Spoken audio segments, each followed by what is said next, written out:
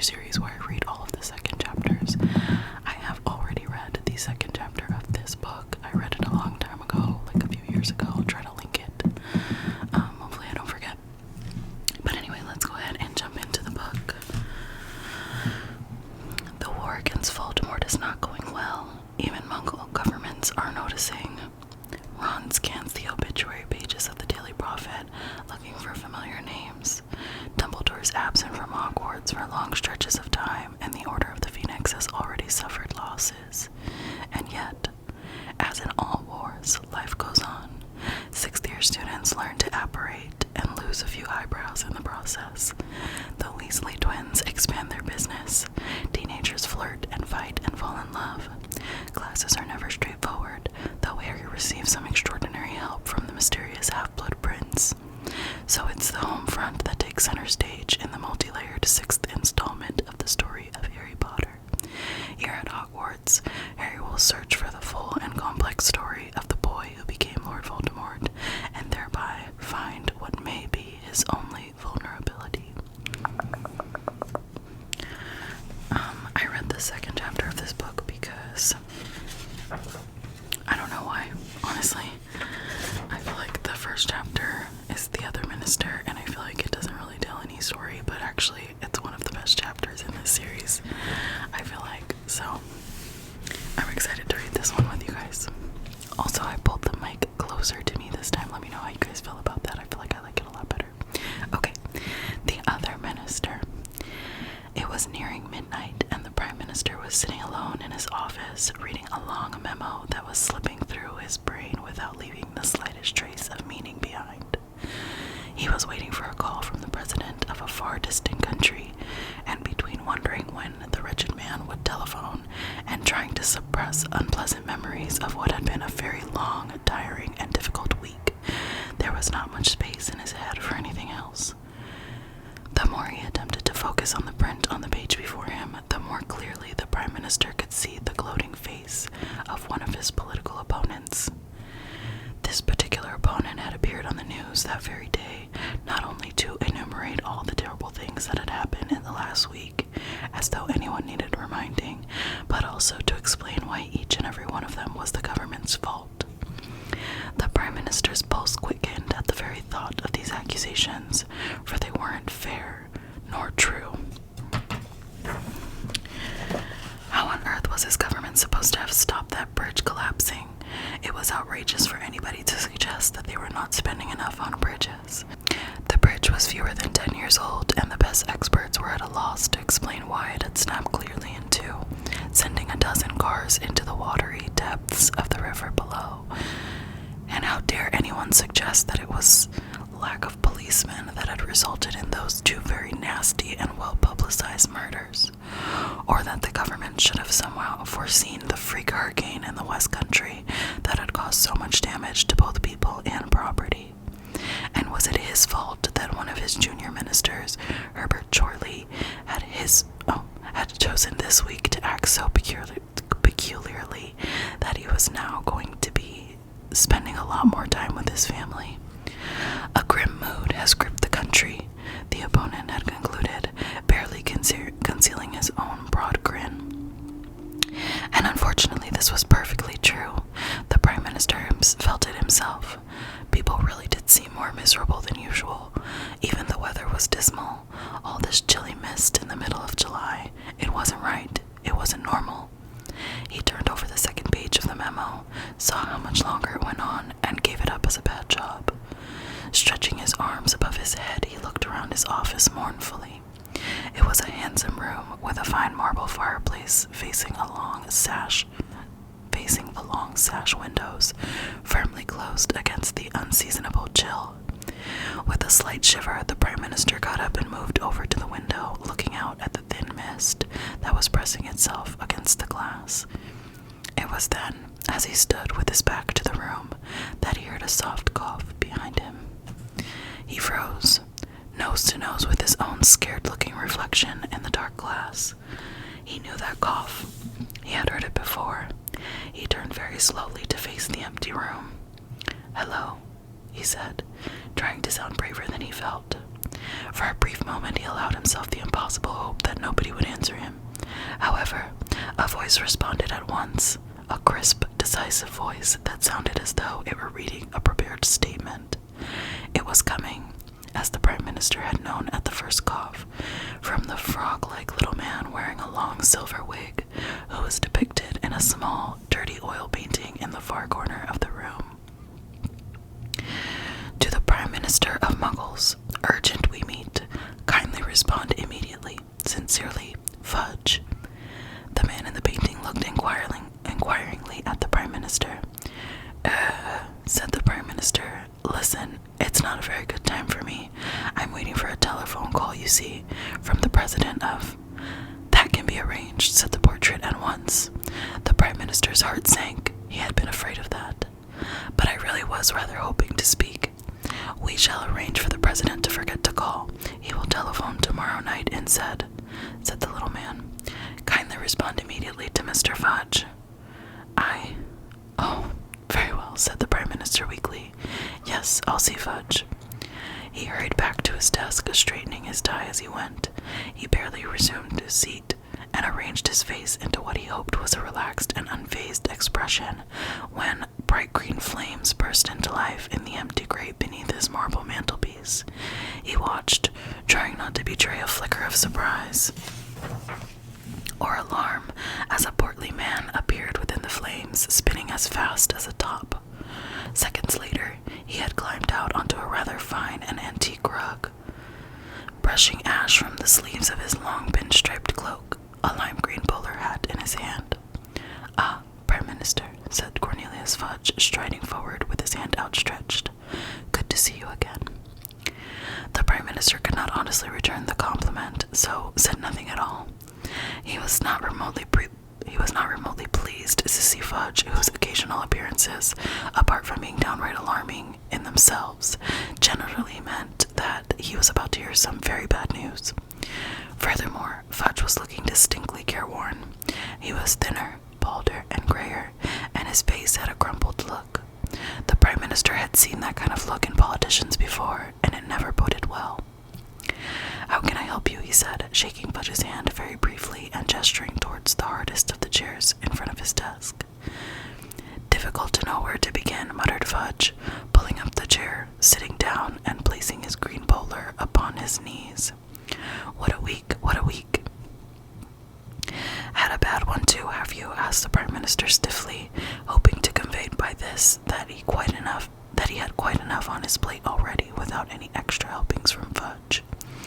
Yes, of course, said Fudge, rubbing his eyes wearily and looking morosely at the Prime Minister. I've been having the same week you have, Prime Minister. The Brockdale Bridge, the Bones and Vance murders, not to mention the ruckus in the West Country. I mean to say, some of your people were involved in those things, were they? Fudge fixed the Prime Minister with a rather stern look. Of course they were, he said. Surely you've realized what's going on. I hesitated, the Prime Minister. It was precisely this sort of behavior that made him dislike Fudge's visit so much. He was, after all, the Prime Minister, and did not appreciate being made to feel like an ignorant schoolboy. But of course, it had been like this from the very first meeting with Fudge on his very first evening as Prime Minister. He remembered it as though it were yesterday, and knew it would haunt him until his dying day. He had been standing alone in this very office, savoring the triumph that was his after so many years of dreaming and scheming, when he had heard a cough behind him, just like tonight, and turned to find that ugly little portrait talking to him, announcing that the Prime Minister of Magic was about to arrive and introduce himself. Naturally, he had thought that the long campaign and the strain of the election had caused him to go mad. He had been utterly terrified to find a portrait talking to him, though this had been nothing to how he felt when a self-proclaimed wizard had bounced out of the fireplace and shaken his hand. He had remained speechless throughout Fudge's kindly explanation that there were witches and wizards still living in secret all over the world, and his reassurances that he was not to bother his head about them, as the Ministry of Magic took responsibility for the whole wizarding community and prevented the non-magical population from getting wind of them. It was, said Fudge, a difficult job that encompassed everything from regulations on responsible use of broomsticks to keeping the dragon population under control. The Prime Minister remembered clutching the desk for support at this point. Fudge had then patted the shoulder of the still dumbstruck Prime Minister in a fatherly sort of way. "Not to worry," he said. "It's odds on you'll never see me again. I'll only bother you if there's something really serious going on our end. Something that's likely to affect the Muggles. The non-magical population, I should say. Otherwise, it's live and let live. And I must say, you're taking it a lot better than your predecessor. He tried to throw me out the window. Thought I was a hoax planned by the opposition." At this, the Prime Minister had found his voice at last. You're not a hoax, then?" It had been his last desperate hope. "No," said Fudge gently. "No, I'm afraid I'm not. Look." And he had turned the Prime Minister's teacup into a gerbil. "But," said the Prime Minister breathlessly, watching his teacup chewing on the corner of his next speech, "but why? Why has nobody told me?" The Minister of Magic only reveals him or herself to the Muggle Prime Minister of the day," said Fudge, poking his wand back inside his jacket. We find it the best way to maintain secrecy." "But then," pleaded the Prime Minister, "why hasn't a former Prime Minister warned me?" At this, Fudge had actually laughed. "My dear Prime Minister, are you ever going to tell anybody?" Still chortling, Fudge had thrown some powder into the fireplace, stepped into the emerald flames, and vanished with a whooshing sound. The Prime Minister had stood there, quite motionless, and realized that he would never, as long as he lived, dare mention this encounter to a living soul, for who in the wide world would believe him? The shock had taken a little while to wear off. For a time, he had tried to convince himself that Fudge had indeed been a hallucination brought on by lack of sleep during his grueling election campaign. In a vain attempt to rid himself of all reminders of this uncomfortable encounter, he had given the gerbil to his delighted niece and instructed his private secretary to take down the portrait of the ugly little man who had announced Fudge's arrival. To the Prime Minister's dismay, however, the portrait had proved impossible to remove when several carpenters, a builder or two, an art historian, and the Chancellor of the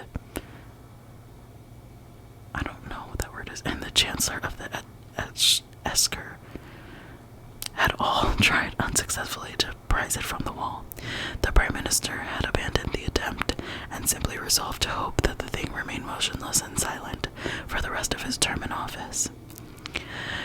Occasionally, he could have sworn he saw out of the corner of his eye the occupant of the painting yawning or else scratching his nose, even once or twice simply walking out of his frame and leaving nothing but a stretch of muddy brown canvas behind. However, he had trained himself not to look at the picture very much, and always to tell himself firmly that his eyes were playing tricks on him when anything like this happened. Then, 3 years ago, on a night very like tonight, the Prime Minister had been alone in his office when the portrait had once again announced the imminent arrival of Fudge, who had burst out of the fireplace, sopping wet and in a state of considerable panic. Before the Prime Minister could ask why he was dripping all over the Axminster, Fudge had started ranting about some prison the Prime Minister had never heard of, a man named Sirius Black, something that sounded like Hogwarts, and a boy called Harry Potter, none of which made the remotest sense to the Prime Minister. "I've just come from Azkaban," Fudge had panted, tipping a large amount of water out of the rim of his bowler hat into his pocket. "Middle of the North Sea, you know. Nasty flight. The Dementors are in an uproar." He shuddered. "They've never had a breakout before. Anyway, I had to come to you, Prime Minister. Black's a known Muggle killer, and maybe planning to rejoin you-know-who. Because of course, you don't even know who you-know-who... Oh, but of course, you don't even know who you-know-who is." He had gazed hopelessly at the Prime Minister for a moment, then said, "Well, sit down. I'd better fill you in. Have a whiskey." The Prime Minister rather resented being told to sit down in his own office, let alone offered his own whiskey, but he sat nevertheless. Fudge pulled out his wand, conjured 2 large glasses full of amber liquid out of thin air, pushed one of them into the Prime Minister's hand, and drew up a chair. Fudge had talked for more than an hour. At one point, he had refused to say a certain name aloud.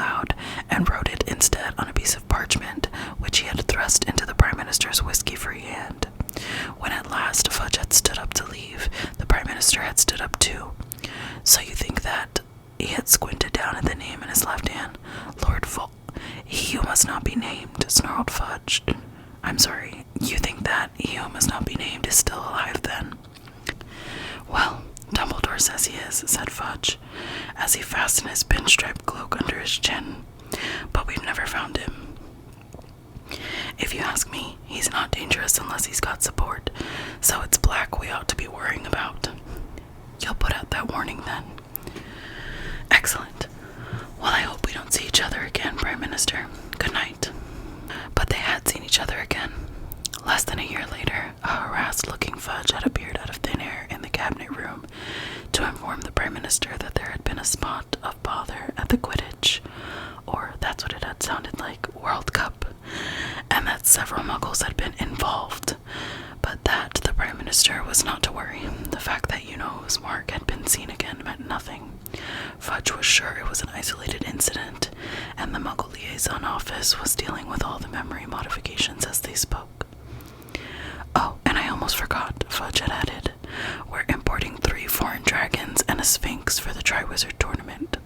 Quite routine, but the Department for the Regulation and Control of Magical Creatures tells me that it's down in the rule book that we have to notify you if we're bringing highly dangerous creatures into the country. What? Dragons? Spluttered the Prime Minister. Yes, 3, said Fudge, and a sphinx. Well, good day to you.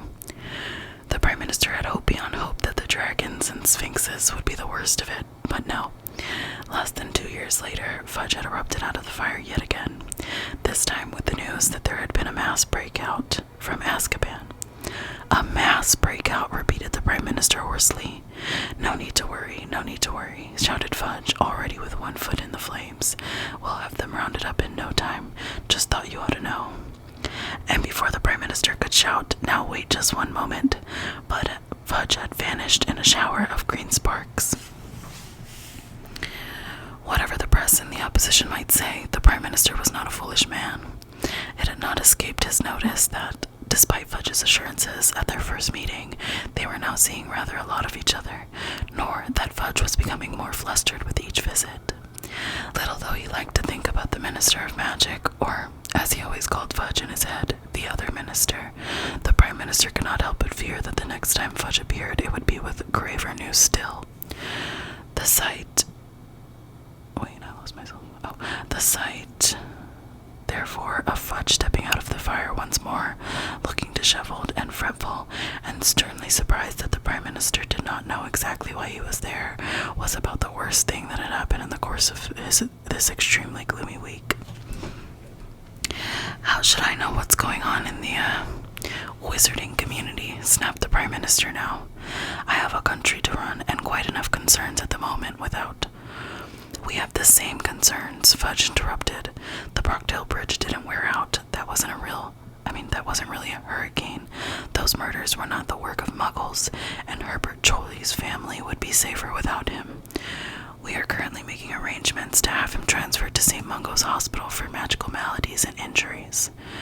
The move should be effected tonight. I'm afraid What? Blustered the Prime Minister. Fudge took a great deep breath and said, Prime Minister, I'm very sorry to have to tell you that he's back. He who must not be named is back. Back? When you say back, he's alive. The Prime Minister groped in his memory for the details of that horrible conversation of 3 years previously, when Fudge had told him about the wizard who was feared above all others, the wizard who had committed 1,000 terrible crimes before his mysterious disappearance 15 years earlier. Yes, alive, said Fudge. That is, I don't know. Is a man alive if he can't be killed? I don't really understand it, and Dumbledore won't explain properly. But anyway, he's certainly got a body, and walking and talking and killing.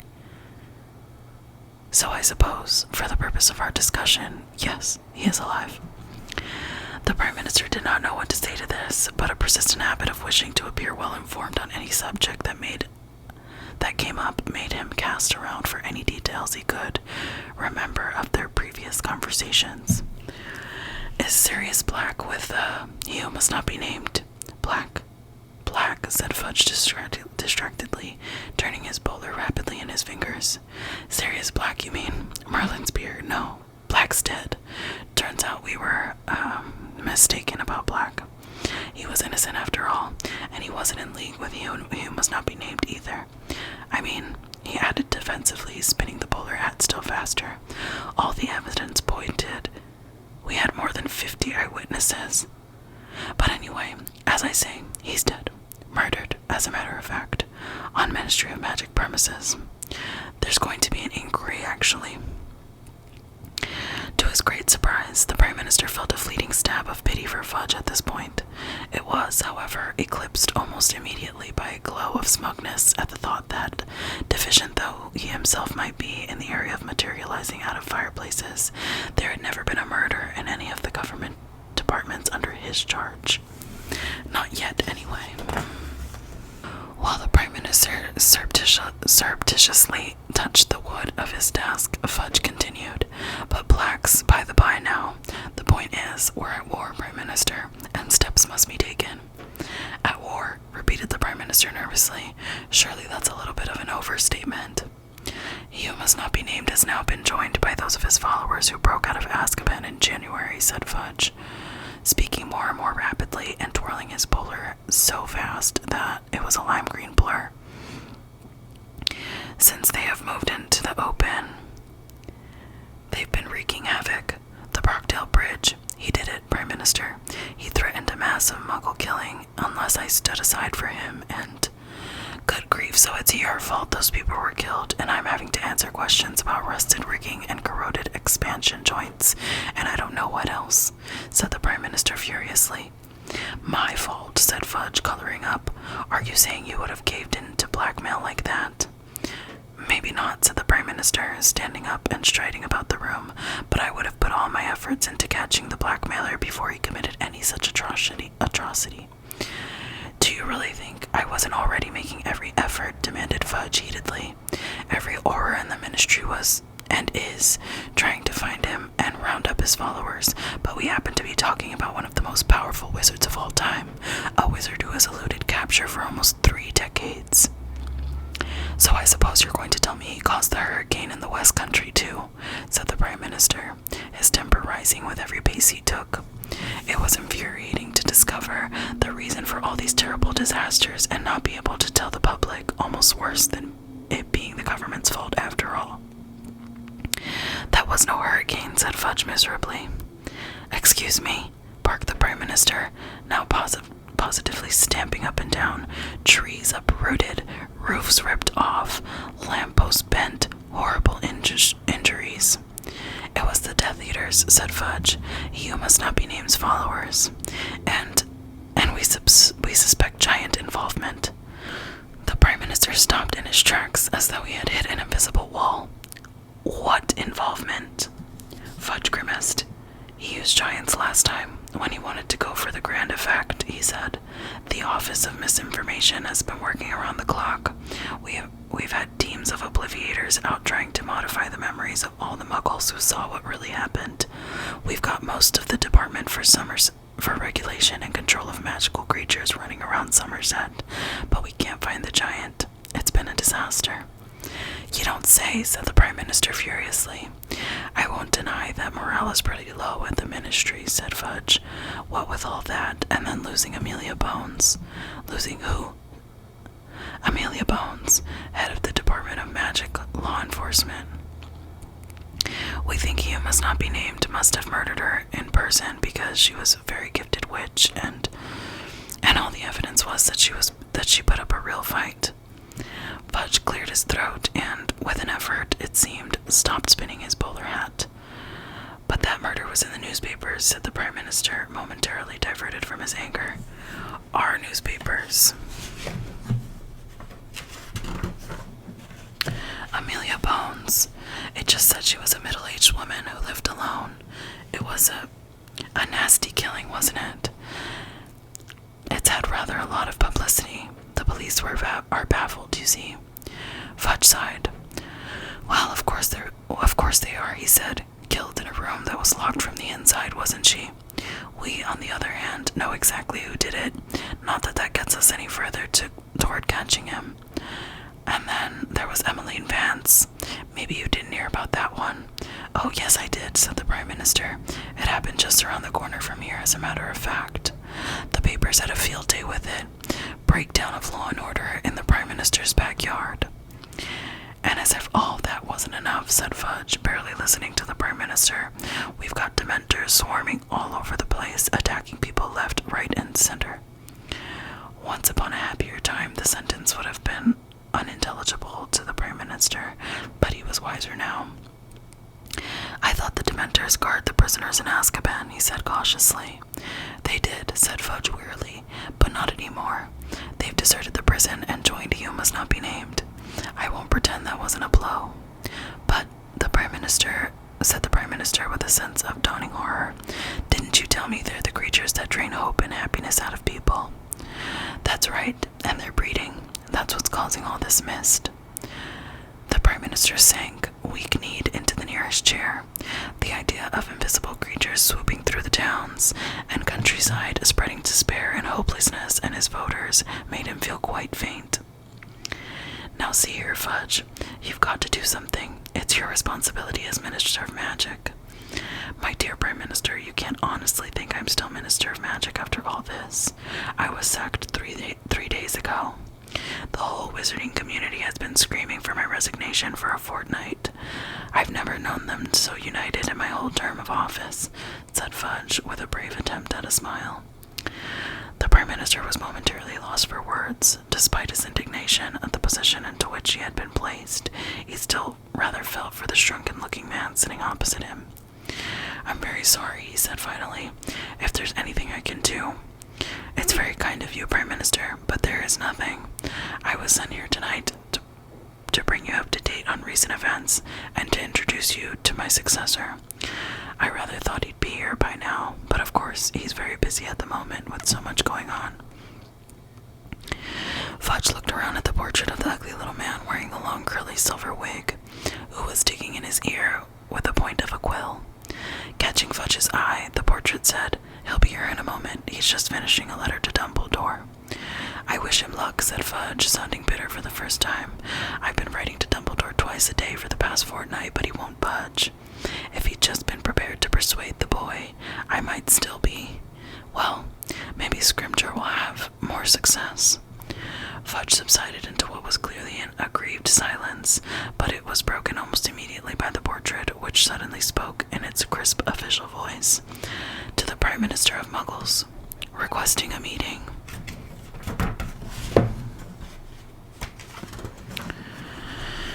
"Urgent. Kindly respond immediately. Rufus Scrimgeour, Minister of Magic."